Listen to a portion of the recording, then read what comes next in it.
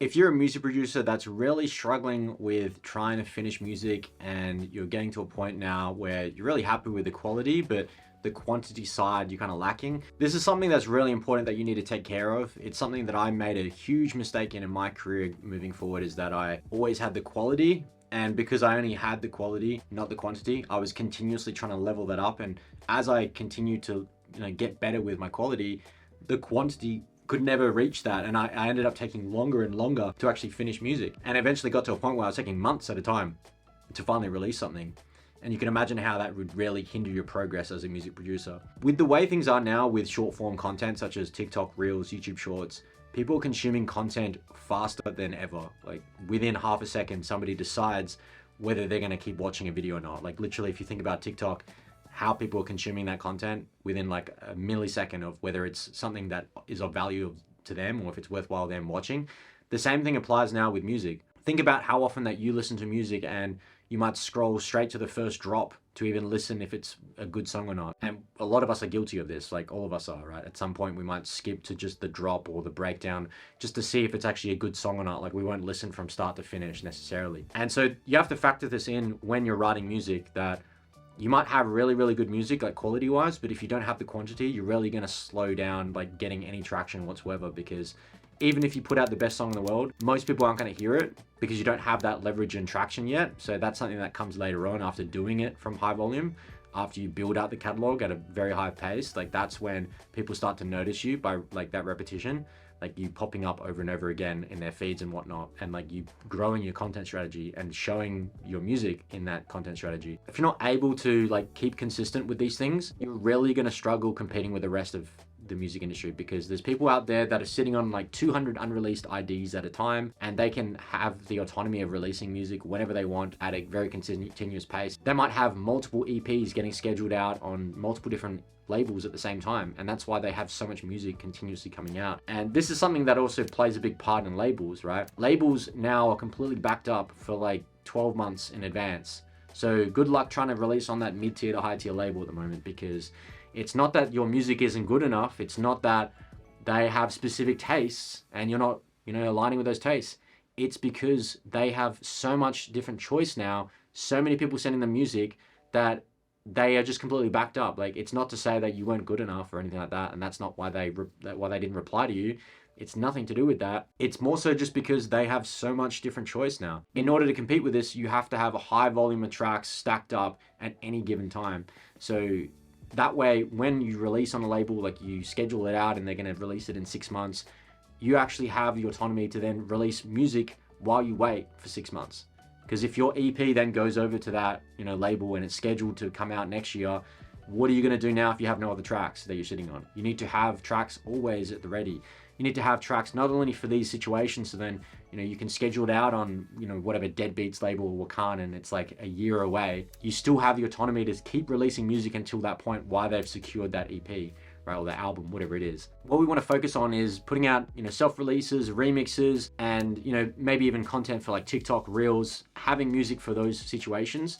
That's what's going to move your brand further ahead, rather than just relying on trying to get with certain labels. If you're holding all your self-worth and validation from just getting onto a specific label and thinking that's going to get you to the specific part of your music career, you're dead wrong, because plenty of people are doing without that. And secondly, that you don't want to have all your autonomy given away to somebody else, some other label that might not even end up releasing the track. Oftentimes you might secure with a label and they'll say, yeah, we'll release this, I'm so stoked, I'm playing this every weekend, I'm going to release it at the end of the month or something, or end of the year, and then it never happens. And they say, we're completely filled up and we can't release this anymore. And that's something that's happened even to me. Like, I've had situations like that where I've waited a year and then to only be turned down at the very month that it was meant to come out. And so I waited a whole year for just this one big release to come out, when I could have been releasing that on a different label and getting traction from that and building momentum onto the next label, And so you can imagine how that would really hinder your progress if you're putting all your effort and all your hopes onto just one or two tracks that you were, thinking it was going to come out on a certain label, or that there was like maybe a 50% chance, or they said that there was interested, or they're going to get back to you.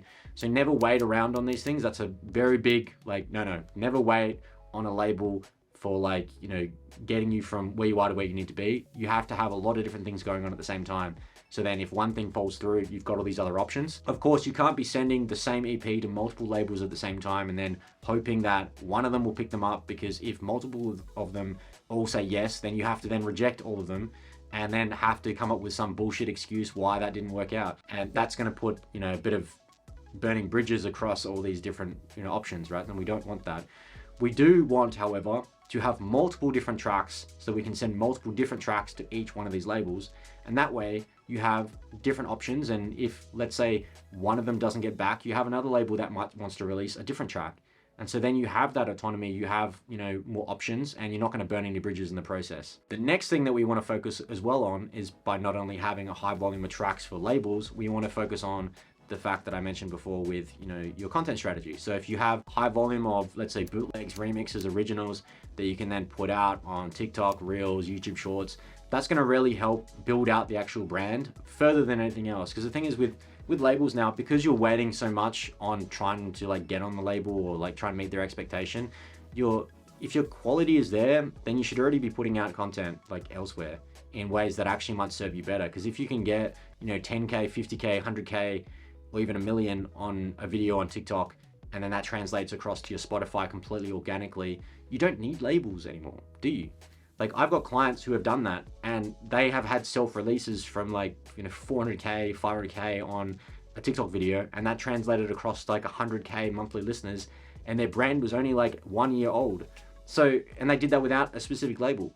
That was like completely independent, right? So you can do these things by yourself. Like if you have the right content strategy, you have the right know-how, you don't need to be reliant on these, labels to necessarily have that growth that you're looking for.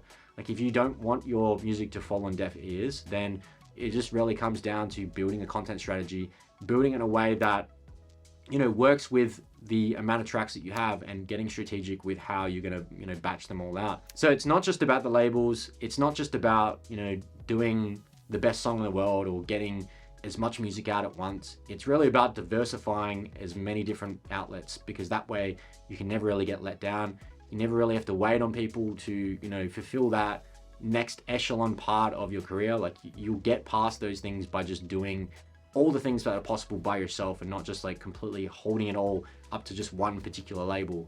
That being said, guys, if you need specific help on your situation, whatever it is, whether it's like labels, your marketing, your branding, your content strategy, your management, getting management, moving away from one manager to another manager like safely, or getting with like a booking agent, you can click the link in our bio and book a discovery session, and we can see if you're a good fit for Industry Set. You might not be a good fit, but the only way to find out is for us to actually have a conversation about it.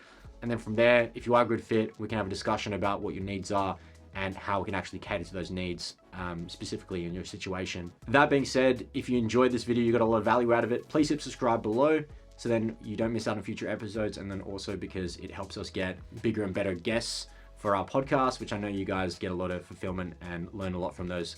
And I'll see you in the next video.